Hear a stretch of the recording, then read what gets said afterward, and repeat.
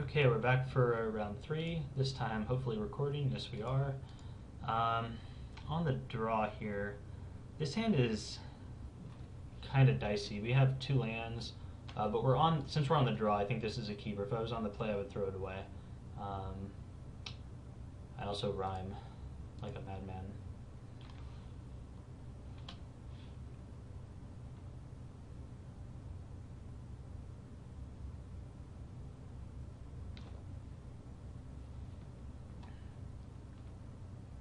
So yeah, if we get 1 land, which we probably will, we can drop down some of our dorks. Rootborn defenses is always a good trick to have. Depending on what he does, if he has a slow start, we'll probably lead with our sentry, since it's a 3/2 and can hit for a decent amount. Butterbean 83. Okay, cool. Well, we got our land. We will also play a forest. Mind games. That's what Magic is all about. I think we have a pretty good matchup against another Selesnya deck.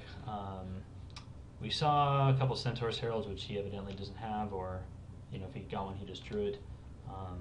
We know he'll probably have a Common Bond. I didn't look at the replays, just going based on what was passed around. I assume this is the Selesnya player. We dumped a bunch of cards to in pack 1 and took all of our Selesnya in pack 2. Land here was also a pretty good draw. We want to curve out. It's definitely important.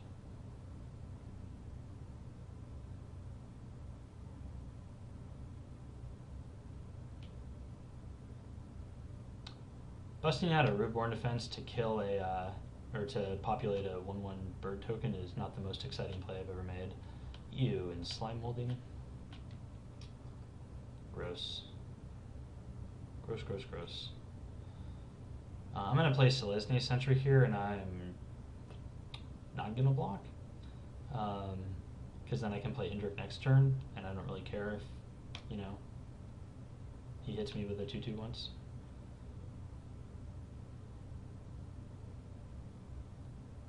I don't know who programmed Magic the Gathering, but this program behaves very strangely. Like, these backgrounds will just change in with no rhyme or reason that I've seen. Okay, I don't know why he would decide to attack and then not. I mean, I'm not going to take it, and I'm going to hit him for 3, so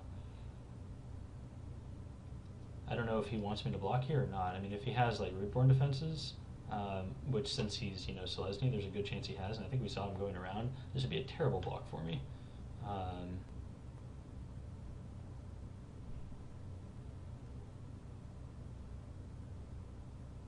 Is this Common Bond?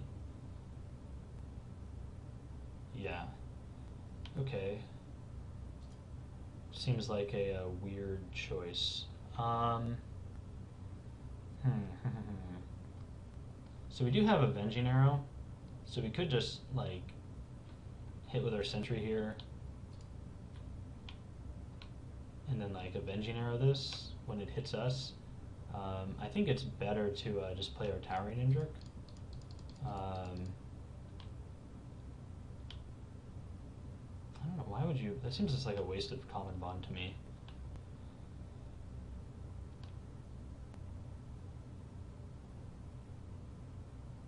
Okay, he's also playing black.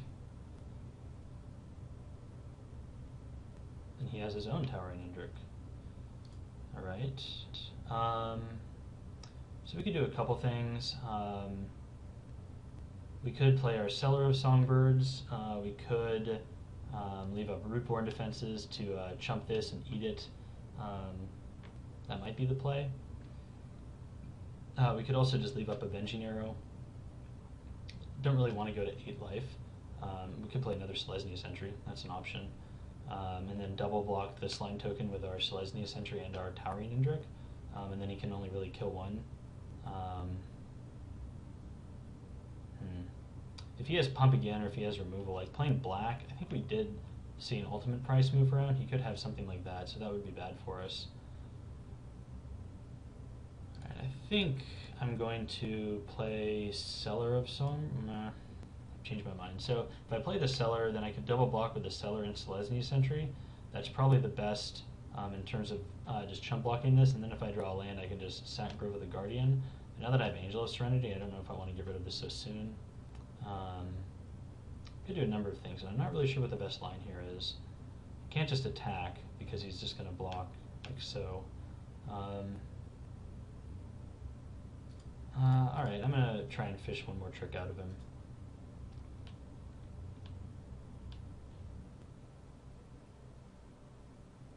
I guess I should have tapped the Grove here and left up a white.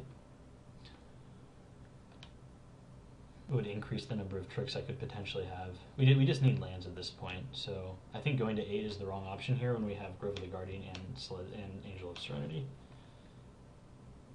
Yeah, see, like if he attacks like this, like to me this says he probably has a trick. So maybe I just chump with Seller of Songbirds. No, I'm gonna double block. If he has a trick, he has a trick. I don't really care if I lose these creatures. Like I'm okay throwing away a card and a half for a trick of his, and then buying me time to get to this card.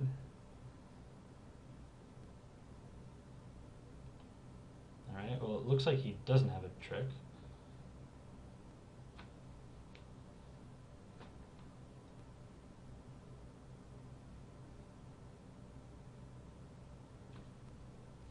Hopefully I just top deck a land here. That would be rad. And I probably will just bust out Grove of the Guardian. It's double colored, so it's not going to get ultimate priced. You'd have to like Tristani's Judgment it or something, and he doesn't have the lands to do that, and he won't for 2 turns. Land, one time. Come on, deck. Hit me with a land. Any land. I will literally take any land.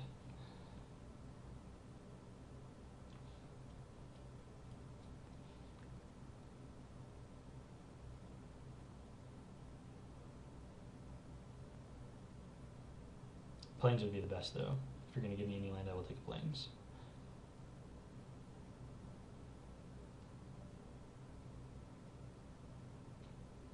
Holy cow. Our opponent is in the tank. In my upkeep, before my draw step, I'm going to pause the game. Okay. Our patience, or lack thereof, was rewarded. So now we have Grove of the Guardian mana, so I'm just going to go ahead and pass the turn.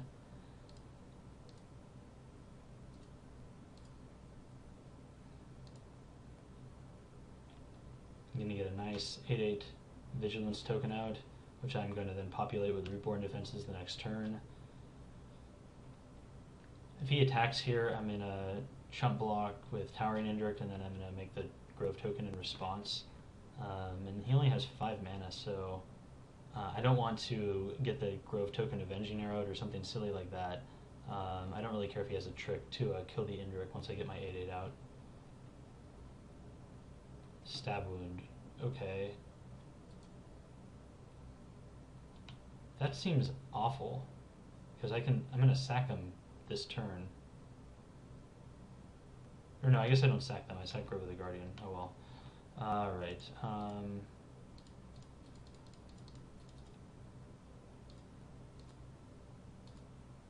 Still doesn't, I don't know, I guess because we're at 12. Okay, one more land and we get to Angel of Serenity. Just going to go ahead and... I could swing with both of these, and because I'm going to like make them indestructible anyways. If he blocks with Towering Indirect, I can just kill it with Avenging Arrow. It prevents him from chumping this another turn, so that's probably good.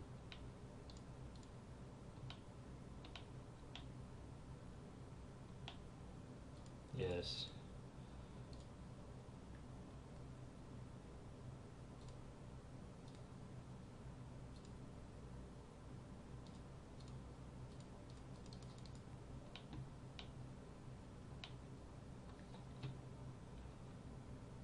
And that's game. Ray bombs. They're so good. They are bomb-malicious. Okay, so playing against a Selesnya player who kind of got land screwed that game, it looks like. Splashing black for apparently Stab Wound and maybe some other things. Since he's splashing the Stab Wound, probably just going to take out Avenging Arrow, which is badness, and put in 1 Sundering Growth. Don't know if it's worth putting in 2. We have this, and we have Keen Apparition, and we have Angel of Serenity to like remove our stabbed creature. So I think these are enough answers to that card. So I will go ahead and submit going to game 2.